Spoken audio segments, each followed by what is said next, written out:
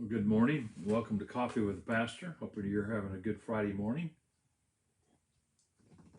Uh, we're going to finish up Mark chapter 4 today. We're in verse 35, and we'll finish up the chapter.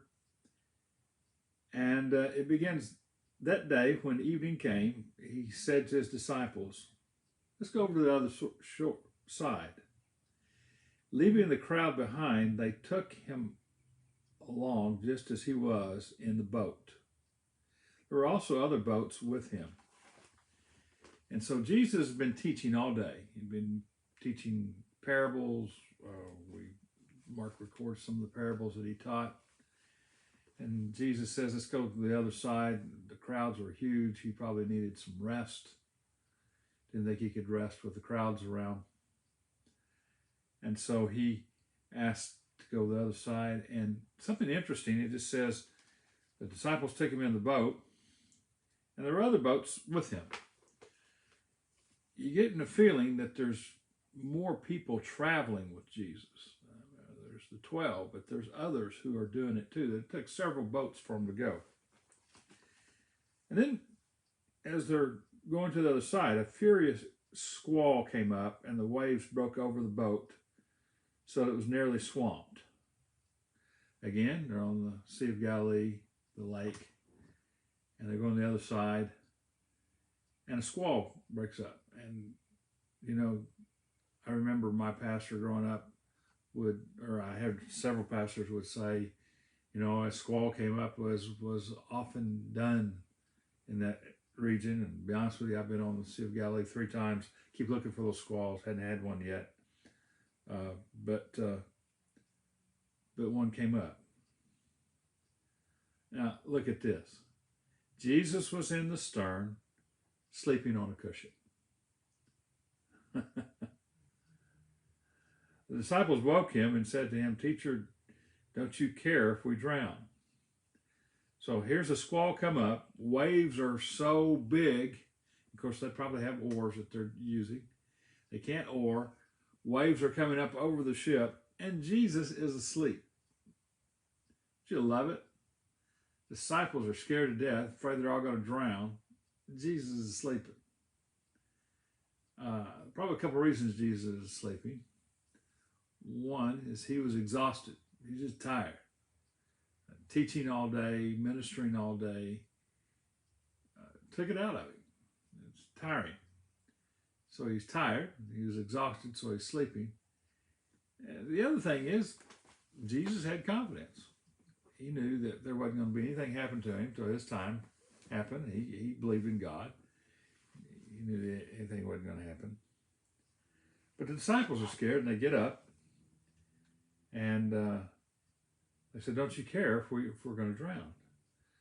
So he got up and rebuked the wind and said to the waves, quiet, be still. Then the wind died down, and it was completely calm. So Jesus stands up, calms the storm that's got the disciples. And it must have been quite a storm because these guys are fishermen. They'd seen some storms before. They were scared. And he quiets the storm. And he said to his disciples, why are you so afraid? Do you still have no faith? And I guess Jesus is shocked that they can be with him, they can hear his teachings, they can see the miracles done, and still have so little faith. And they were terrified and asked each other, who is this that even the wind and the waves obey him? Now, something kind of interesting, God, all throughout the Old Testament, is the God of nature. He controls the rain, he controls the storms, he controls the hail, he controls things, and they understood that. What they hadn't understood is that Jesus was God in the flesh, and he could control nature too. And it was a very big teaching for them, very big teaching for us, that if our lives really belong to Christ, fear shouldn't be part of it. You look at the angels, every time they came around, people would be scared and they'd say, fear not, don't be afraid. One of the great messages in the Bible is don't be afraid, fear not. And that's, I think, good advice for us today is don't be afraid. Don't be afraid of the storms of your life. God's got you. There's going to be nothing that's going to catch God by surprise. And put your faith in Him, and your storm of your life will just pass through. Well, we'll get into chapter 5 next week. This week on chapter 4, we've looked at the parables of Jesus, his teaching. Mark had pointed out that Jesus didn't do any teaching that he didn't use parables. So Jesus is quite a storyteller and kept people's interest. And then he also worked miracles, and we've seen that with him calming the storm. Well, we'll look at some more things. Next week, we're going to see him dealing with demons again. And Mark has him dealing with demons a lot. We'll see it in chapter 5. And I hope you have a good weekend. And if you're local, hope you'll come to church with us. Last week, I had people raise hands who had either been vaccinated or had had COVID and hadn't been vaccinated. I promise you, well over 90% of our congregation Sunday morning had been vaccinated or had had COVID. I really think that at our church anyway, we've reached herd immunity.